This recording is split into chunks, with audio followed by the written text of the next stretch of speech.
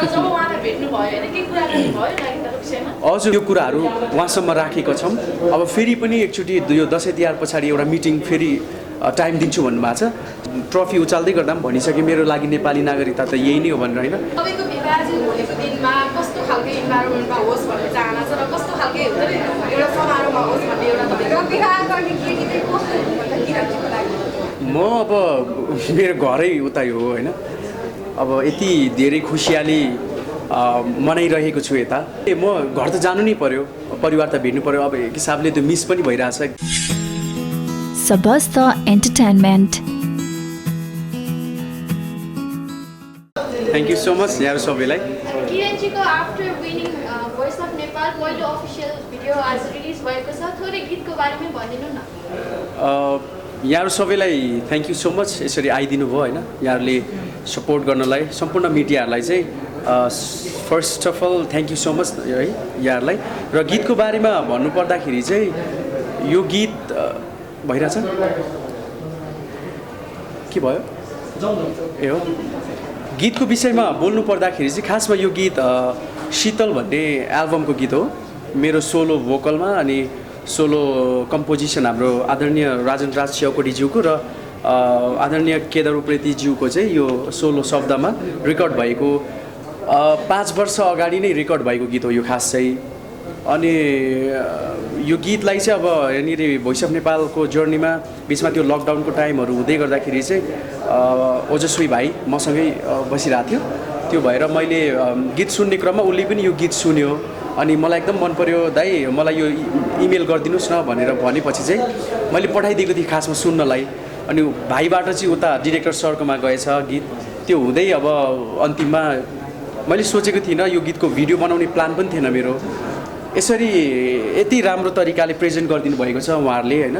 So एकदम खुसी छु यो गीतसँग जोडिनु भएको सम्पूर्ण व्यक्तित्वहरूलाई चाहिँ सम्मान गर्दै अब आजबाट यो गीत मलाई माया गर्नुहुने भोइस अफ नेपालको जर्नीमा यति धेरै सपोर्ट गर्नुहुने आदरणीय दर्शक श्रोताहरू मेरो आफन्तहरूको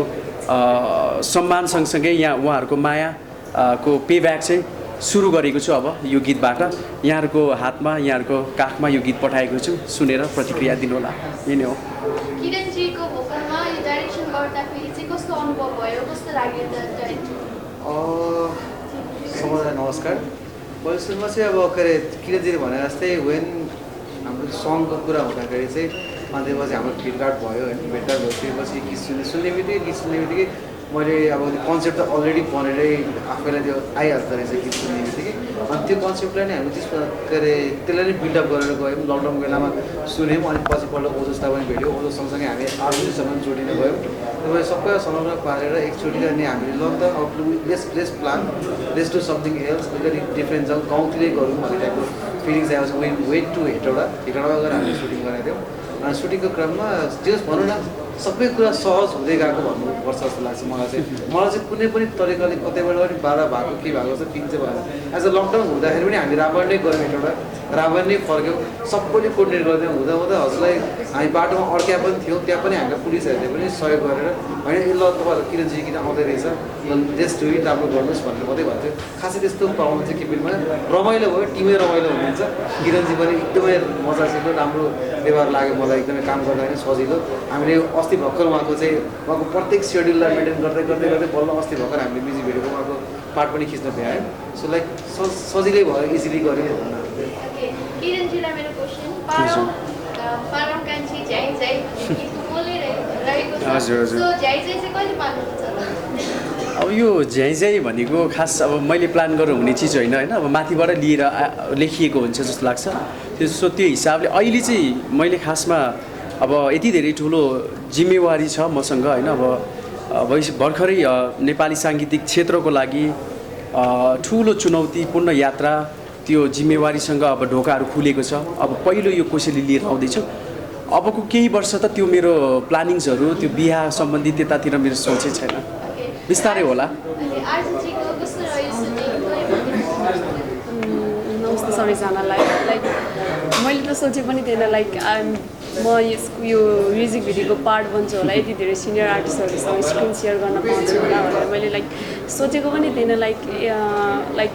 लाइक कोइन्सिडेन्स भनौँ कि यो अब सबैले मिलेको भनौँ समयले मिलेर नै लाइक मलाई एउटा पार्ट बनाइदिनु भयो यो गीतको like I am very much thankful सबैजनासँग मिलेर काम गर्न मायाले सपोर्टले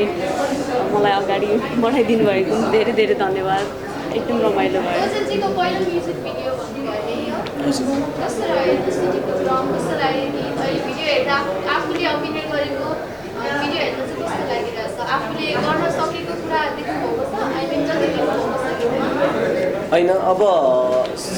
पहिला त सबैजनालाई नमस्ते हामीलाई यो मिडियाहरू मार्फत हेरिदिनु हुने सम्पूर्ण दर्शकलाई म मेरो न्यानो अभिवादन टक्राउन चाहन्छु तथा यहाँ आइदिनु भएको सबै कलाकार हामी पत्रकारहरू जो हुनुहुन्छ उहाँलाई thank you so much for being here अनि अब भिडियोमा मेरो प्रस्तुति भन्दा पनि एज अ होल टिमको प्रस्तुति चाहिँ मलाई एकदमै मन परेछ अब फर्स्टमा किरण दाकै कुरा गरेँ सायद यो जुन इन्टरभल दा नेपालमा बस्यो त्यो समयमा सायद किरण दालाई एकदमै नजिकबाट चिन्ने मान्छेमा म पनि परेँ होला होइन यति समय म सँगै नै बसेँ दासँग होटलमै अनि त्यो बस्ने क्रममा दादालाई चिन्दा मान्छेले कुन वेमा दादालाई हेर्छ मलाई थाहा छैन तर I see him as a very humble person not only as a brother दादा भन्छु आफ्नो दादा जसलाई नै मनपर्छ जस्तो होला तर त्यो दादाभन्दा बाहिर एउटा प्रोफेसनल जोनमा बसेर त्यो पर्सनल जोनमा नबसेर अरू जोनमा बसेर हेर्दा पनि I see him as a very humble person हामीले बाहिरबाट हेर्दा हुन्छ नि उहाँले बोलेको शब्दहरू दादाले बोलेको कुराहरू कसरी बोले हेर जस्तो फिल हुन्छ तर त्यसलाई जब बुझ्न खोज्छौँ नि he speaks from his heart के होइन जे कुरा बोल्न खोजिन्छ आफ्नो मनबाट त्यो कुरा मिन गरेर बोल्छिन्छ अब त्यही कुरा कतिलाई पच्छ कतिलाई पच्दैन अनि नपच्ने मान्छेहरूले यताउता यहाँ हो भनेर भन्न थाल्नुहुन्छ तर मैले जति नजिकबाट चिनेको छु is a very very humble person मैले त्यो वर्ड चाहिँ humble is one of the most humble person I ever scene एउटा बाटोमा हिँडिरहेको मान्छेले किरणजी भनेर भन्ने बित्तिकै त्यहाँ देखाउने अभिवादन दाले जुन रूपमा त्यो मान्छेलाई त्यहाँ सम्मान गर्छिनेदेखि राष्ट्रपतिसम्म पुग्दा त्यो लेभलको सम्मानसम्म होइन he is very humble everywhere के त्यो बेस लेभलको मान्छेहरूदेखि टप लेभलको मान्छेहरूसम्म is very humble I greatly respect that thing about him है अनि अब अबाउट द टिम भन्नुपर्दा भिडियोको काम भन्नुपर्दा गीत फर्स्टमा सुनेको मैले थिएँ टिमभन्दा अगाडि मैले अब म गर्छु भनेर कुराको थिइनँ तर शिशिर दालाई ल शिशिर दा यो गीत छ किरण दाको if you want do it let's like you can do it भनेर दालाई मैले त्योमा सुनाएको थिएँ तर दाले तिमीले ल्याएको छौ गीत why don't you do it भनेर अप्रोच गर्छौ त्यो बेला अब किरण दालाई भन्दा मैले पनि ठिकै छ दा म नि म्युजिक भिडियो अहिले तत्काल गरिदिनु भनेर बसेको थिएँ तर if it is this song आम गर्न डु इट भनेर दालाई नि भने दाले नो भन्दै भन्छिनँ दुवैजनाले मलाई त्यो वेमा विश्वास गरेर अगाडि बढाउन एकदमै हेल्प गर्छौ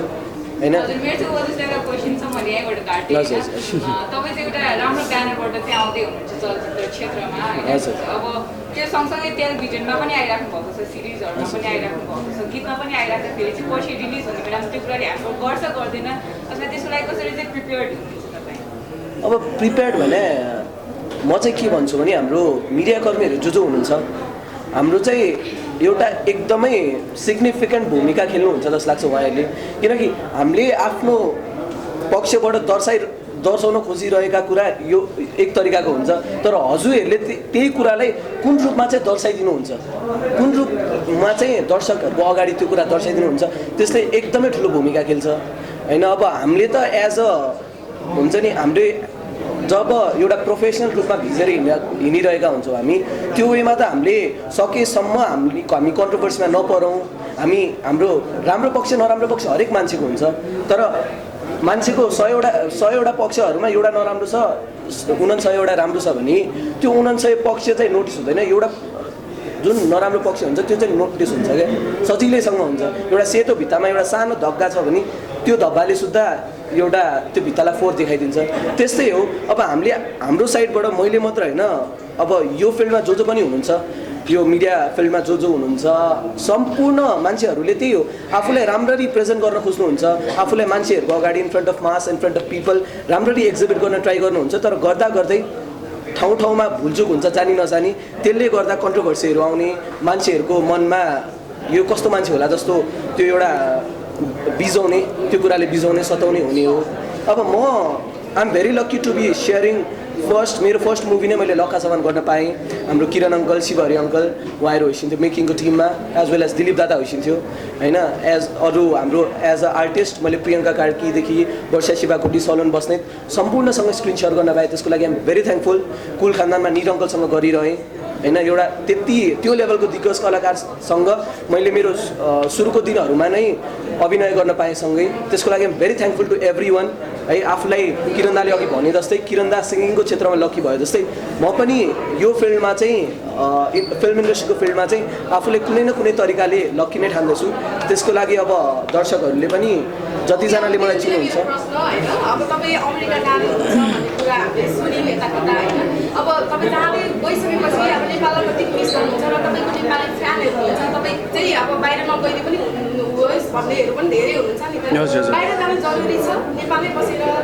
तपाईँको जुन क्षेत्रलाई तपाईँले अब हुन्छ नि अँगाल्दाखेरि कस्तो होला के होला? म अब मेरो घरै उता हो होइन। अब यति धेरै खुसियाली मनाइरहेको छु यता,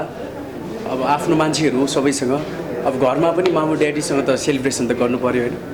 सो त्यो हिसाबले म घर त जानु नै पऱ्यो, परिवार त भेट्नु पऱ्यो। अब एक हिसाबले त्यो मिस पनि भइरहेछ, एकदमै धेरै मिस गरिरहेको छु फ्यामिलीलाई। सो म गएपछि मलाई लाग्छ यताको ह्याङओभर नसकिँदै म फेरि फर्किन्छु क्या। त्यो हिसाबले तपाईँहरूले ढुक्क हुनुहोस्, म गएर उतै बस्ने उतै मतलब हजुरहरूबाट टाढा चाहिँ कहिले पनि हुँदैन। म 1 हप्तादेखि 2 हप्ता मात्रै बस्छु त्यस पछाडि फर्किहाल्ने हो। हजुर किरणजीलाई चाहिँ एउटा ब्लेम पनि आइरहेको छ नि, जस्तो पछिल्लो समय चाहिँ तपाईँलाई टाइटललाई लिएर चाहिँ अलिकति संवेदनशील भएको हो कि भन्ने कुराहरू पनि बजारमा आइरहेको छ, यसलाई चाहिँ कसरी डिफेन्स गर्नुहुन्छ? हो मैले चाहिँ सुनेको थिएन, अब हजुरबाटै सुने अहिले होइन। कस्तो भन्नाले मैले बुझिनँ। अलि तपाईँ सेन्सिटिभ हुनुहुन्छ भनेर चाहिँ धेरैजनाले भन्नुभएको छ। होइन संवेदनशील त हुनुपर्छ जस्तो लाग्छ होइन अलिकति, किनभने त्यो एउटा प्रेसर, त्यो एउटा चुनौती छ नि त मेरो लागि होइन। त्यो माथि फेरि भोइस अफ नेपालको जुन त्यो लेगेसी छ त्यसलाई पनि मेन्टेन गर्दै, त्यो मात्रै नभएर मलाई यति धेरै माया गर्नुभएको छ कि अब म मेरो परिवारको मात्रै सदस्य भइनँ क्या, म सबैको आफ्नो मान्छे भएको छु। सबैले आशीर्वाद दिनुभएको छ, माया दिनुभएको छ, विश्वास गर्नुभएको छ। त्यो विश्वासलाई चाहिँ आँच नआउनुको लागि म एकदमै संवेदनशील भएर मेहनती भएर अगाडि बढ्नुपर्छ। त्यो निड पनि छ जस्तो लाग्छ अहिलेको एट द मोमेन्ट चाहिँ। अस्ति भर्खर मात्र हाम्रो राष्ट्रपतिजीले सम्मान गर्नुभएको थियो र तपाईँ बारम्बार भनिरहनुहुन्छ मसँग नेपाली नागरिकता छैन भनेर, र जब उहाँलाई भेट्नु भयो होइन के कुरा गर्नु भयो नागरिकताको विषयमा? हजुर मैले प्राय कतिवटा मिडियामा भनेको पनि छु। मैले त अब एक हिसाबले त्यो ट्रफी उचाल्दै गर्दा पनि भनिसकेँ मेरो लागि नेपाली नागरिकता त यही नै हो भनेर होइन। अब अर्को चाहिँ कस्तो भने राष्ट्रपतिज्यू सम्माननीय राष्ट्रपतिज्यूसम्म पुग्दै गर्दाखेरि चाहिँ उहाँले बधाई दिनुभयो, शुभकामना दिनुभयो। सँगसँगै हामीले जुन हजुरले गर्नुभएको प्रश्न त्यो कुराहरू उहाँसम्म राखेका छौँ। अब फेरि पनि एकचोटि यो दसैँ तिहार पछाडि एउटा मिटिङ फेरि टाइम दिन्छु भन्नुभएको छ। सो अब चाहिँ हामी अफिसियल्ली नै तपाईँको प्रपोजलै लिएर होइन लिखित रूपमा लिएर जाने एउटा प्लान छ। इन्टरनेसनल वेलफेयर एन्ड सपोर्ट फाउन्डेसनका सिइओ डिली अधिकारी ज्यूसँगैको हामी टिम नै आउँदैछौँ र त्यो टिमसँग आएको बेलामा चाहिँ तपाईँहरूलाई फेरि पनि यहाँबाट के उद्घोष गर्न मन लाग्यो भने एम्बुलेन्स जुन डोनेट गर्ने मेरो त्यो राखेको थिएँ त्यो काम सँगसँगै फेरि त्यो नागरिकताको त्यो एनआरएनको हामीलाई अब त्यो सुविधा मिल्न सक्ने वातावरण बनाउनलाई चाहिँ कुराहरू राख्नुपर्ने फेरि छ। त्यो प्रोग्राम लिएर आउँछु अब आउँदा फेरि। फेरि पनि हजुरको अहिले रिलिज भएको म्युजिक भिडियोतिरै जाऊँ। हजुर भिडियो बिहे हुन्छ नि म्यारिज सेरेमनीसँग रिलेटेड छ, कतिको बिहे एटेन्ड गर्नुहुन्छ हुन्छ नि सेरेमनीहरू, र त्यहाँ गएपछि हुन्छ नि केटा र केटीहरू जिस्किने हुने त त्यो नर्मलै हो, त्यो देखाउनु भएको छ। हजुरहरूले चाहिँ त्यो कतिको एक्सपिरियन्स गर्नुभएको छ? म चाहिँ अब अलिकति साई नेचरकै मान्छे छु क्या। म खासै त्यो पार्टिजहरू यस्तो बर्थडे सेलिब्रेसनहरूमा पनि मलाई इन्भिटेसन आउँदा पनि खासै म जानलाई आफूलाई त्यो हुन्छ नि त्यति रुचाउँदिनँ रुचाउँदिनँ। तर अब आफ्नो एकदमै नजिकको साथीहरू होइन आफ्नो नजिकको फ्यामिलीभित्रको मान्छेहरूको वेडिङ्सहरूमा जान्छु, रमाइलो गर्छु, त्यस्तै हो। तर त्यो अब गएपछि साथीहरू भेटेपछि एउटा रमाइलो गर्ने माहौल त हुन्छ नै, तर अब जिस्किनै पर्ने त्यस्तो त खासै छैन। ओके किरणजीलाई एउटा प्रश्न होइन, अब गीत अब विवाहसँग भनौँ न भएको भएर चाहिँ मैले तपाईँलाई सोधिहालेँ, तपाईँको विवाह चाहिँ भोलिको दिनमा कस्तो खालको इन्भाइरोमेन्टमा होस् भन्ने चाहना छ र कस्तो खालको हुन्छ नि एउटा समारोहमा होस् भन्ने एउटा तपाईँको विवाह गर्ने केटी चाहिँ कस्तो किरणजीको लागि? मैले अरू मिडियाहरूमा पनि बोलेको छु है के अरे यदि बिहे गर्दै गर्दाखेरि होइन विश्वको जुनै पनि कुनामा रहे पनि नेपाली नै होस् भन्ने लाग्छ होइन मलाई बुझ्ने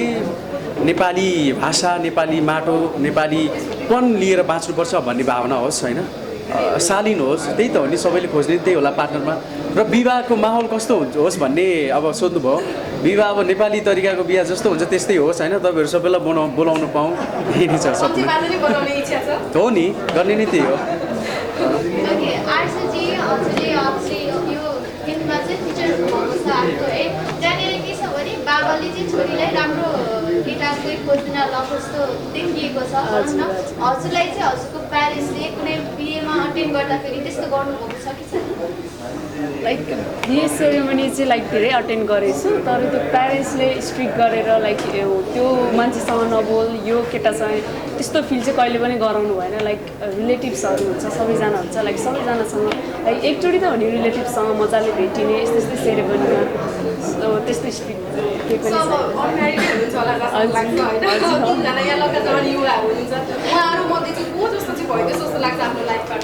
होइन त्यस्तो उहाँहरू त सबजना मेरो रेस्पेक्टिभ दाइ होइन त्यस्तो छैन मेरो त्यस्तो डिप्लोमेटिक नै छ